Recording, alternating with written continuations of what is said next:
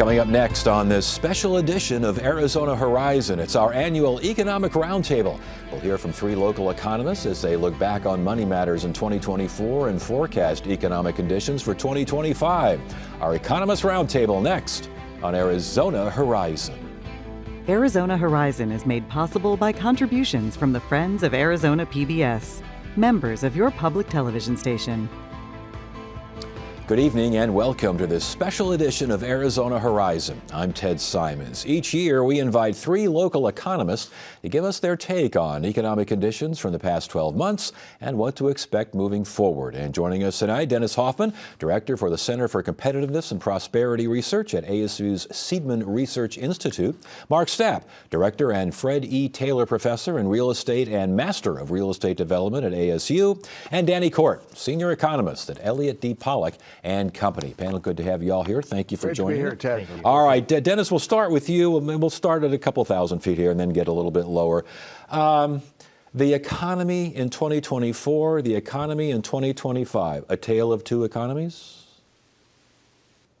I think it's strong 23, strong 24, strong 25 as a baseline outlook, the way I would see it, especially in Arizona. We have a lot of momentum in place. We got businesses moving here. Things look pretty good, Ted. All right, pretty good. Mark, what do you think? I think our economy next year looks very good, barring anything, that is going to, I think, affect the rest of the country and the rest of the world. I think we're in good shape. Okay. Very diverse economy. A diverse economy. Yes. Which is a good thing. It's a very good thing. A good thing? Yeah, I'd say we've outperformed previous expectations. I think earlier forecast for 24 was 1% growth and we hit 2.7. So, a resilient economy that's expected to continue. Okay, expected to continue is a big. All right, let's get down to certain factors. We'll start with jobs, Dennis. 2024, the job gains looked pretty solid. What sectors did well? What sectors not so much here in Arizona? Well, in Arizona, and interestingly, data nerds worry about data revisions and things like that. There is some chatter about data revisions. We're thinking it's a 2.5% or so job growth year, 2 to 2.5%, that kind of thing. I've seen estimates on the high side. I've seen estimates on the low side, depending upon how the revisions come out, the benchmarks, which will be next March. But getting to what you're really interested in is where are the jobs? And it's in health services, primarily professional technical services.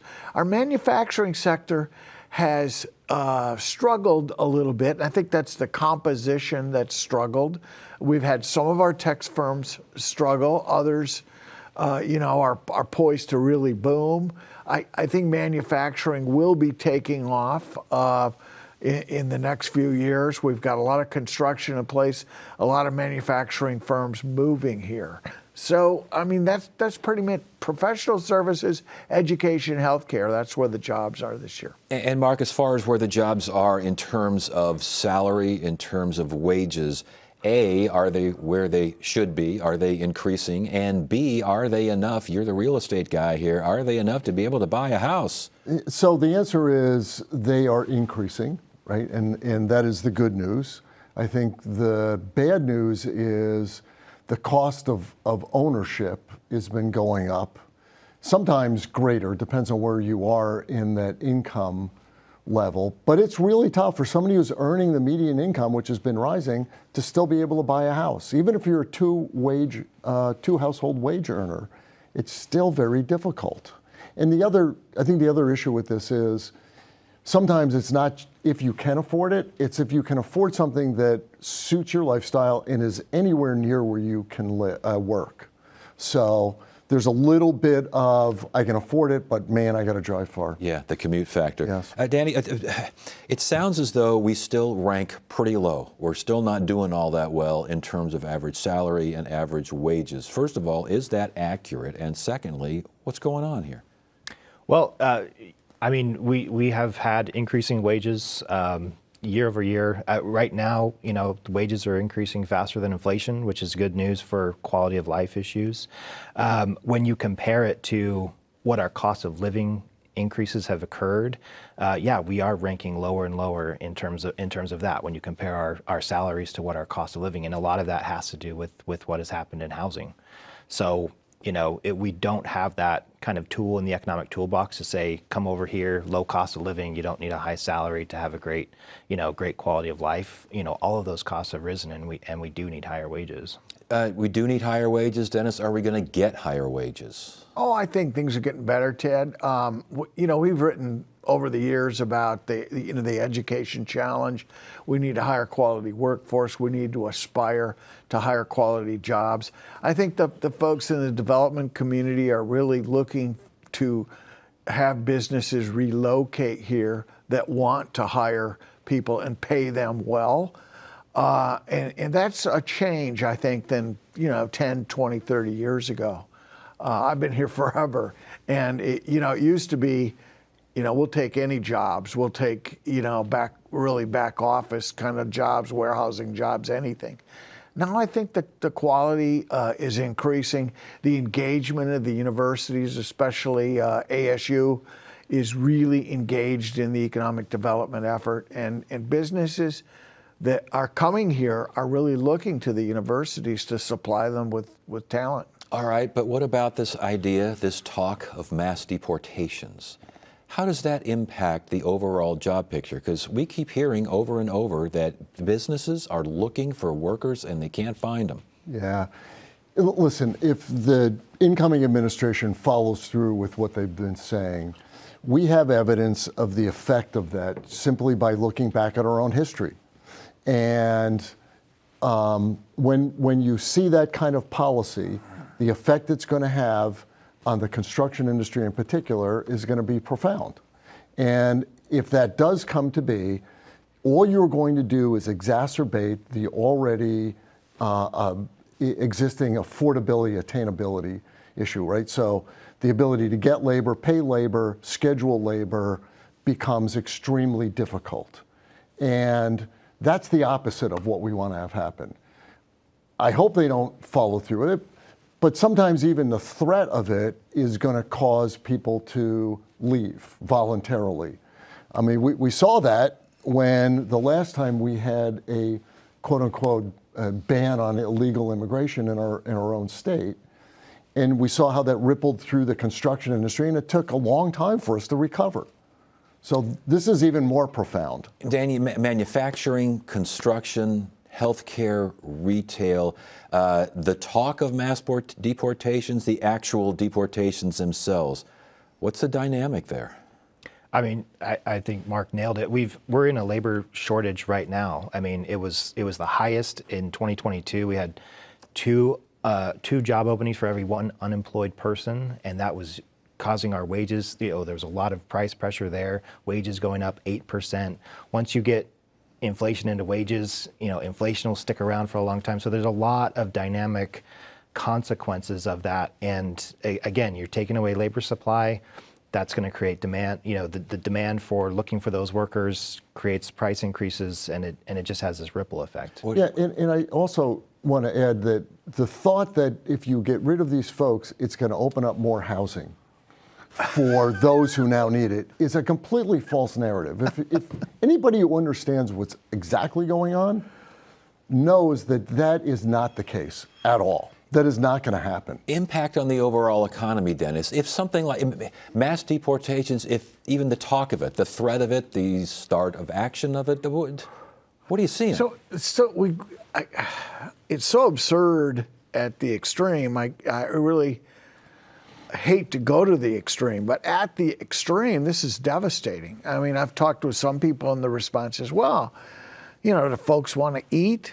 I mean, undocumented labor is a critical component of food production, in not only in agriculture but in food production, packing plants or in light manufacturing. It's deeply embedded there, but it's embedded in a way that appears, at least to many employers, to be legal because there's fraudulent IDs. So logically, how you're going to ferret that out, how you're going to determine the detect the fraudulent ID is really going to be a challenge. I think it's a challenge in Arizona, and we have E-Verify, and E-Verify can't even sort this out. But you're talking 20 to 30% of the construction labor force. It costs too much to build today. These are devastating circumstances, and I think the challenge, Ted, is largely the winners of the last election whipped people up so much, and Arizonans voted their own initiative in this as well. There's a political imperative in the minds of many to do something significant in this regard. So I'm torn between people will come to their senses, employers will talk to politicians, and they'll get this figured out, and they won't reap the havoc that the picture that I just painted. And I'm torn between that and the kind of the political momentum that they've brought upon themselves to get something done in this regard. Inflation, speaking of politics, inflation was a major issue. Were you surprised that the cost of eggs made such a difference in this year's election? You know, what was surprising to me is that everything that had been put in place to combat this takes time, and it was working. It is working. But it is working. But, you know, the average person didn't see it necessarily, and I think that that's an issue. I think that you continue to do some of the things, tariffs, the labor issues, it's going to be impossible to keep inflation under control. Even if it's just the temporary use of something like tariffs that is intended to be a negotiating tactic, and it only lasts for a few months, these things take a long time to ripple through the economy and to fix themselves. And so you can really create a longer-term problem, even with a short-term intention. Can the new administration do something about inflation? I mean, how did we get to where we are right now, and what can a new administration do about it? Yeah, I mean, they could sit and say mission accomplished when, you know, we're at sub 3% inflation now. But I think the point is well taken. Is consumers are saying, yeah, it's 3% inflation, but it's still 20%.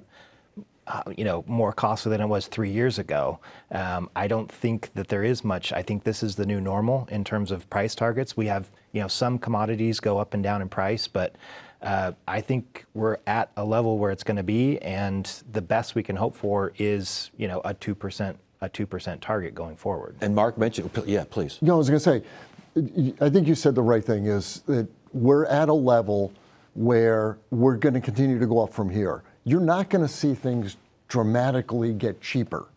You're just not. Those things that get cheaper are things like gas, because they are commodities and they do fluctuate greatly, but that's historically been the case.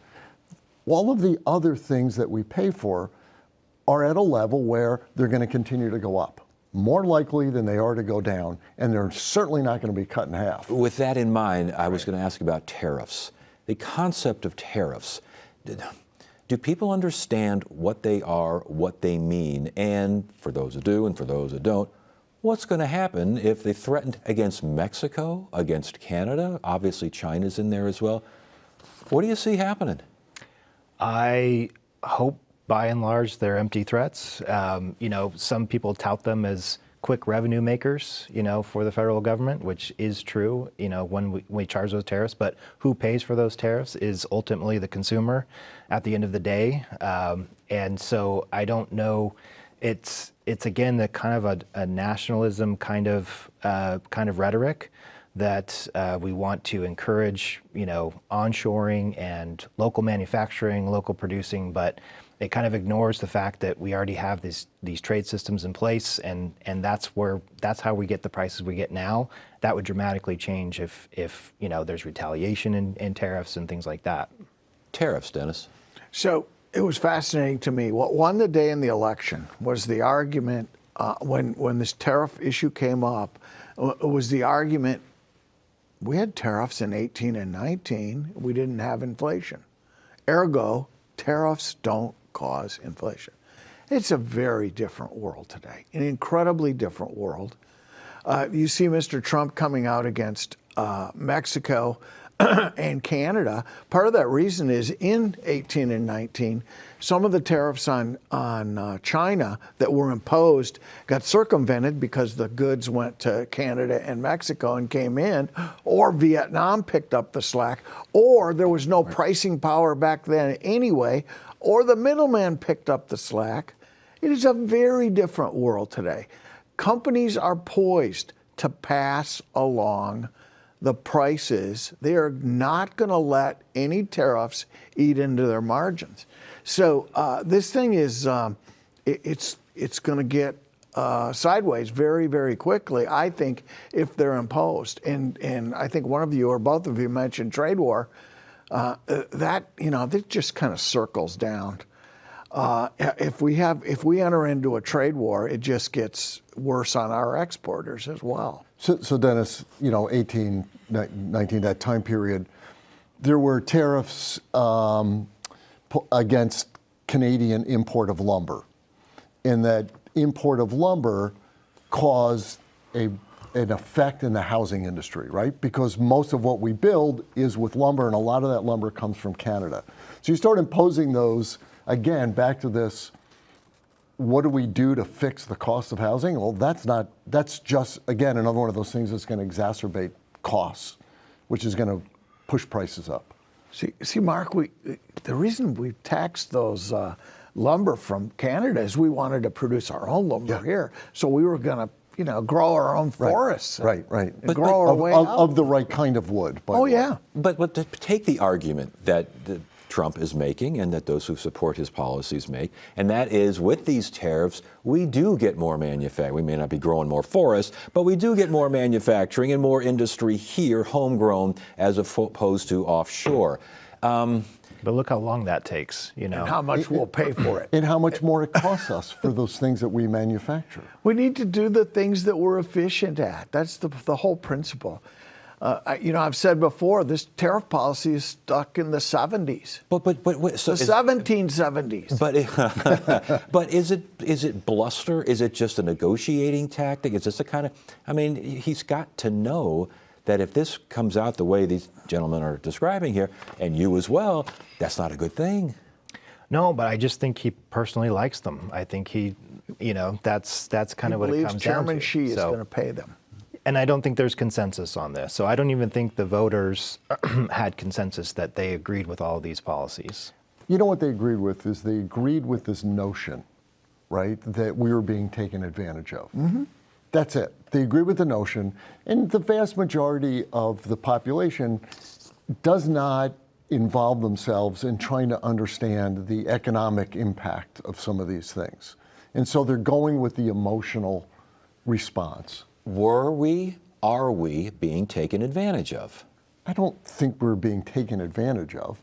There was a benefit that inured to all of us in terms of the cost of the goods that we were consuming. Right. That's the whole idea of the trade. In fairness to the argument on the other side, I think, Mark, is many jobs and many families were hurt badly. Absolutely. In small manufacturing towns across this country, and there was not enough done to take the collective benefits that we got from globalization, disperse them, and drive those benefits to job training programs or whatever. And they would say, we don't want government aid, we just want a job. Yeah, right. Well, it's government aid if what you just want is a job paying $50 an hour, doing something that could be done in another country for $5 an hour. That's welfare in its own right. Yeah, but that economic change is historically been painful for certain segments of the population. When you look at time, I think the general public ends up better off. But in the meantime, you've got to make the changes, and it is painful. And one of the roles of government should be to try and lessen that pain. That's right. And we failed. And this kind of conversation, this kind of in the weeds kind of conversation, if you will, regarding the economy and that 2 + 2 sometimes equals 4 and sometimes it doesn't. Does the general public understand this, or did they just say, no, they're taking advantage of us, no, my job in Allentown went away, and that's as far as it goes? I think it's really difficult to say, because I think I've watched news programs where, he's going to tax John Deere for, moving manufacturing to Mexico, and, that affects workers in America as well. So, and it affects those that are going to be purchasing that equipment and things like that. So I don't know. It is a really complex topic. That is for sure. I think my bottom line certainly is, this is, a trade war is never good for the long-term health of an economy. Okay, from 0 to 10, 0, no trade war, 10, all-out trade war. What do you think next year is going to happen? I think that something will be executed on the promise, and I just hope that it's more, decorative than has real teeth. 3 or 4? That's my hope, yes. Okay, what do you think, Mark? Yeah, I agree with Danny. I think in the long run, this is going to be used as a negotiating tactic. I think they may be in place in order to extract certain things from some of these other countries that support other ideas or policies. My concern is that even, as I said earlier, for a short period of time, they can still have a big effect. And it's not going to reduce costs, by the way, for us in the long run. Your question with a question. Yeah, 0 to 10. Did Mexico pay for the wall in 2017? Does that make it a 2 or a 3? I'm trying to get a number out of you guys. All bluff and no stuff. Okay, so no trade war. All right, let's get to real. Before we're running out of time here, we've got so much to talk about. Real estate in Arizona. Define the 2024 housing market and what you expect for 2025. So 2024 was bumpy, right? And I think it was bumpy in most segments other than retail, which continues to do very well. I think that the housing market was impacted still by high interest rates, construction loans, consumer-related issues. Interest rates really didn't come down far enough to really goose the home buying side of things. But it's still held up, right? And I think that, we'll probably build a few more for sale housing units. Mm-hmm. We'll probably build a few less multifamily units than we did this past year. And I think the only reason for the multifamily decline in number of units maybe, and it's not a lot, is the fact we had so many in 22, 23, and even into this year. Some of that's burn off from decisions made in 21. Mm-hmm. I think the single family housing business is going to see some improvement. Danny, what are you seeing? Real estate. The new home builders have done really well. Because of the high interest rates, they're able to buy those interest rates down as an incentive, so they're taking lower margins. But year over year, they're doing quite well. I think they're 25-30% up on permits. On the new home side, multifamily, again, delivering a historic number of units this year, but also we're absorbing a historic number of apartments as well. I was going to say, are there too many apartments being built around town? Transitorily, we will have more supply than demand for the next 2 years. So I think we're on pace to deliver 24,000 apartments in 2024, probably another 20,000 in 25. Historically, we absorb about 10,000 apartment units a year, but we're on pace to absorb 16,000, and that comes back to the affordability issue. We're going to have more renters than homeowners, more and more renters. That percentage is growing, and that affordability issue is not being resolved. And so, in my mind, it's the rental market is what we're going to need. So, Danny, really quick. So, your thoughts on this, because I believe that the ability to bring down rent, make that more affordable for people, is the ability for us to continue to build more units So the question is, are we building too many? And the answer is absolutely not. Correct. It's a great case study because we've been saying for 3 years, build more units, Yep. and we'll be able to moderate the price. And we're actually in negative rent growth right now. That's exactly So what's happened. Concessions are really high in apartments because everybody's competing for tenants, and so we are getting some more affordable. We're running out of time here, Dennis. So what do you got to add for real estate? I'm going to defer to these guys on local real estate, but very quick. If you're in the second home market, which many people in Phoenix are looking for a home in the high country, beware. It's very difficult for new home buyers in the high country to get homeowners insurance. Whoa. We're not treated like California is when it comes to the insurance companies writing new contracts. What's going on? What's happening? Why is this? Every property up there is now rated by the rating companies. The one we sold had a 9 out of 10 rating, even though there was clear cut all around it. It's difficult, and once you have that kind of rating, the buyer can't get insurance. All right, we've got less than a minute, so I need a bear or a bull for the stock market in 2025. Oh boy, I think it's going to be bull to begin with. Then we'll just have to see what happens with policies. All right, Danny, bear or bull? Yeah, typically after an election like this, it's a bull market. I'd say for at least 6 months, and I think over the year, I think it will be up. What do you think? I'm going over the year, calf. Calf. A baby bull. All right. Don't plan on 25%, Yeah. please, folks. Yeah. I agree. Don't plan on 25% again. All right, gentlemen, great conversation. Always a pleasure. Always enjoy this. This is always fun for me. Good to have you all here. Thanks for joining us. Pleasure. That's Thanks, it for Ted. now. I'm Ted Simons. Thank you so much for joining us. You have a great evening.